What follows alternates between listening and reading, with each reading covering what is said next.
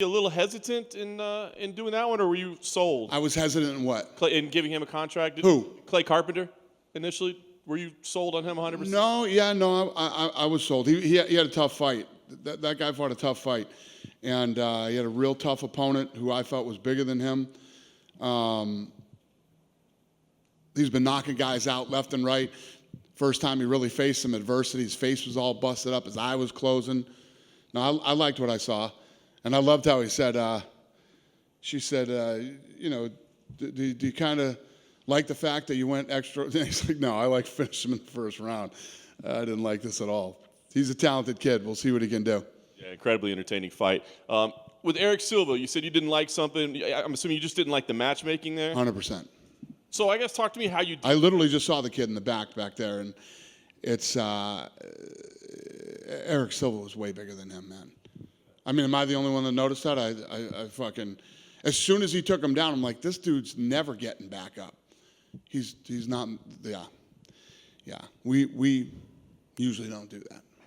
So, I mean, is it difficult for you to evaluate? Because obviously it was an incredible performance, even if it was maybe not the greatest matchmaking. That was pretty dominant. Well, is it listen, tough for you to evaluate? If you got a guy, listen, he's a 2-to-1 favorite. Eric Silva was a 2-to-1 favorite, and this is my opinion. In my opinion, this guy shouldn't have been fighting in that weight class, in my opinion.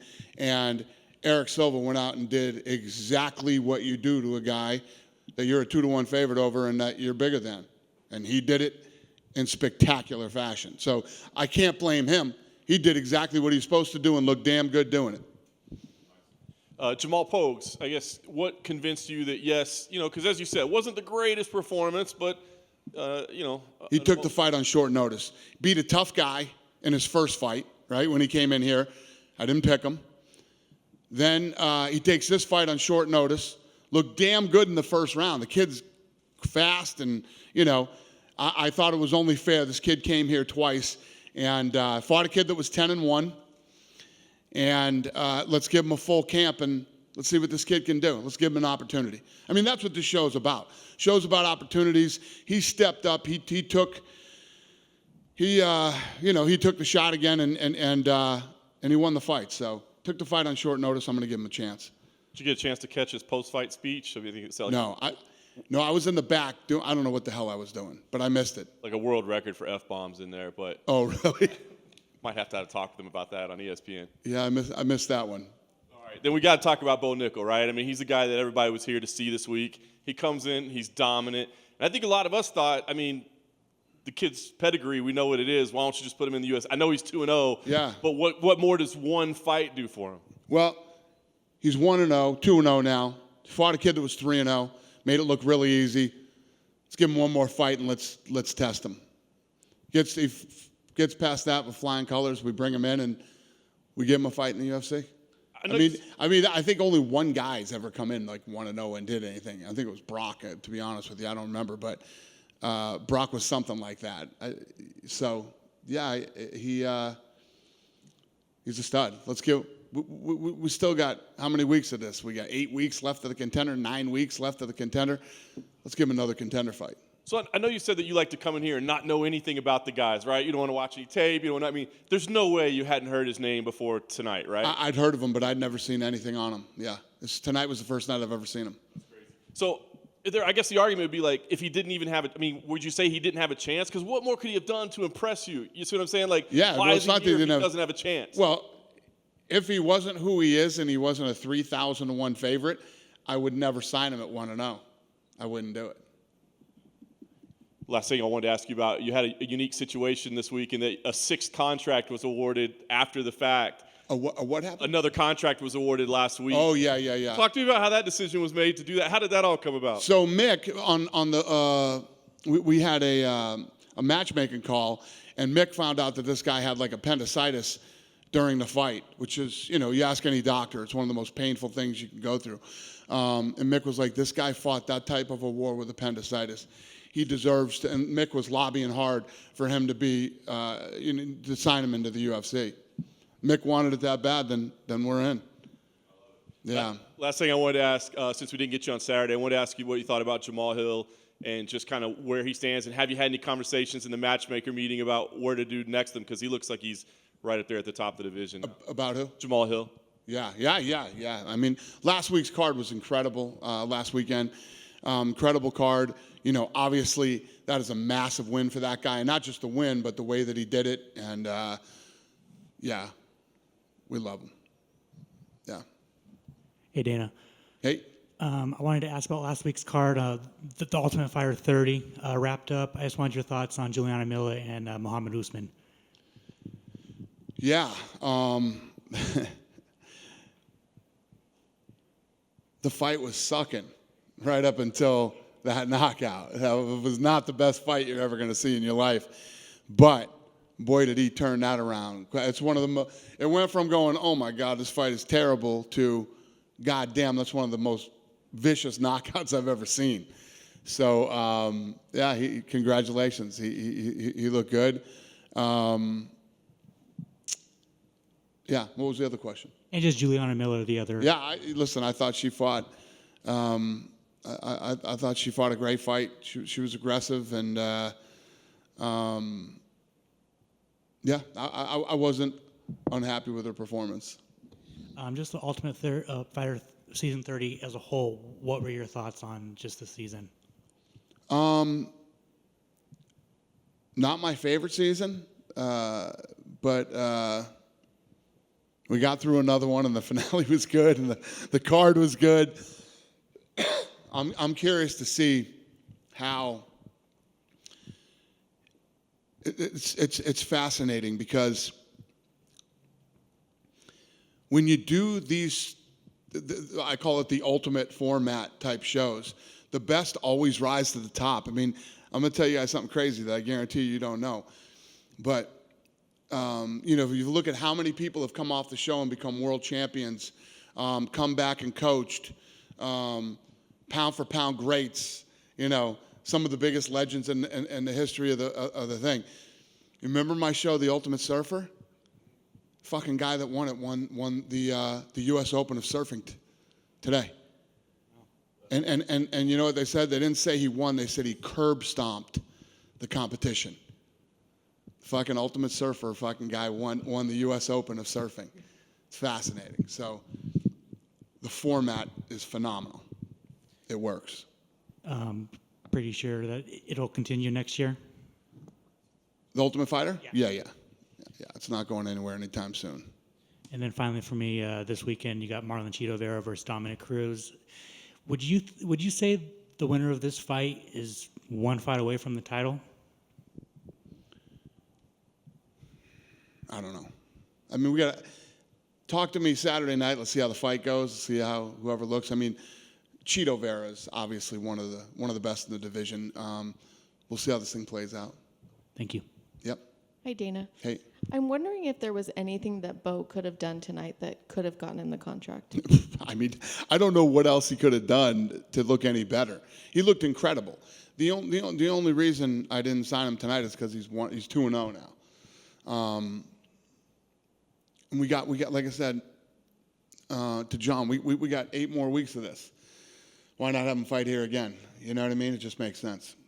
Why bring a guy on then that you know you aren't going to sign? Because obviously, well, I didn't know I wasn't going to sign him. I don't know anything about these guys till I come in here. Obviously, the matchmakers decide who they like, these unsigned guys that they want to bring in, and then after I see them, and I decide whether they come in or they don't. So they brought him in. They obviously think he's ready. He looks ready. But why not give him one more fight? And it's not the first time I've ever done that either. was there any pushback on that? Is there any what? Was there any pushback on that? I know you talked about in the back. You guys have argued. They don't really push back a lot when I, especially on this show, when I say we're going to do something. But if there was hardcore pushback and they wanted it that bad and they believe that strongly about it, I would probably do it, just like the appendicitis thing. Thank you. Yeah. Dana, if Bo had the right dance partner and was tested more and still had the finish, do you think he would have? If who did? If Bo Nickal had the right dance partner and was tested more? Well, listen, man. I mean, he fought a kid that's 3-0 with 2 knockouts and 1 decision, and he made it look really easy. The kid is super talented, you know. I can tell that most of you are very bummed out that I did not sign him tonight, but relax, he will fight again on the Contender and more than likely get signed. There's not too much more that kid could have done tonight. He looked fucking incredible. Quinlan, who tested positive for the minuscule amount of the M3 metabolite, Jeff Nowitzki said that there was a possibility he could fight outside of the state of Nevada. Who did? Who's this we're talking about? Jeff Nowitzki. Oh, Quinlan, who yeah. tested positive last I don't know. Nowitzki, yeah, I'd ask Nowitzki that one. I don't deal with that bullshit anymore, thank God.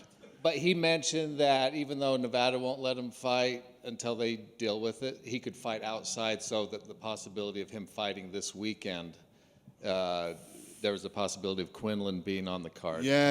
I did hear, but I do know about this, don't I? Yes, I do know about this. I don't know. Yeah, I don't know. I do know about this now that you say it. Yeah. A lot of bullshit goes on every week, and I forget, but now that you say that, I remember this, and Is it still a possibility? I don't know. I don't know right here, right now, off the top of my head. How was the Red Hot Chili Peppers concert? I was a little disappointed, to be honest with you. Really? Yeah, they played a lot of the new stuff, not a lot of old stuff, a lot of sound problems. Yeah. Do you think the football stadium's a little too big for? I do think that, too. I felt too big for that one. I think that because I saw Billy Joel there, and Billy Joel's setup was bigger, but obviously the Peppers had way more people there than Billy Joel did. That place was packed to the rafters, man. It was insane. But I've seen the Peppers like 20 times, so I've seen some pretty badass shows, and I felt like they kind of, for selling 46,000 seats, they should have really ripped that fucking place apart on Saturday night, and I don't feel like they did. Interesting. Another one of your friends, Donald Trump, just had his place raided. I was wondering if you had any thoughts about that. Yeah, it's madness, man. The whole world is crazy right now. I don't know what to think, and I don't know enough about it, and I haven't talked to him. I've only seen bits and pieces on the news, so I don't know exactly what's going on, but I'll probably call him in the next couple days. I didn't want to call him, like, I'm sure he's, got better fucking things to do than for me to call and say, hey, what's going on over there? But I will talk to him in the next couple days. Some people have mentioned that we now live in a post-constitutional America or a banana republic. Yeah, it's interesting, man. I don't even know what to say. I don't even know what to think about any of that stuff. Again, because I don't know enough about it. But, yeah, I can think of about, without getting political right now and getting into all this fucking bullshit, but there's 10 other people's houses that probably should have been raided before his that haven't happened. So be interesting to see how this plays out. Thanks, Dana. Thanks, buddy. Dana, just another friend of yours that praised you, and I hadn't quite heard the story, and I didn't know if you felt like elaborating. Mike Tyson gave you praise for respecting him as a friend and honoring him in something that was going on between him and Hulu. Can you clarify what that was more about and what was going on there? So we did a deal, or we're about to do a deal. We're on the verge of a deal with Hulu to promote this Mike Tyson, unauthorized biography or whatever it is. And Craig Borsari, my head of production, came to me and said, hey, I'm hearing that Tyson isn't happy about this thing. So I called Mike and I said, we're in a deal with these guys. We have a verbal to do this deal with them. And he said, Dana, they're fucking me. And that's all I had to hear. I said, I'm out then I'll squash this deal. So I killed the deal. And I told him that it was over and that I killed it, and we won't be promoting that show for Hulu. And and then he did what he did. Thank you for clarifying. Good. Thanks for coming, guys.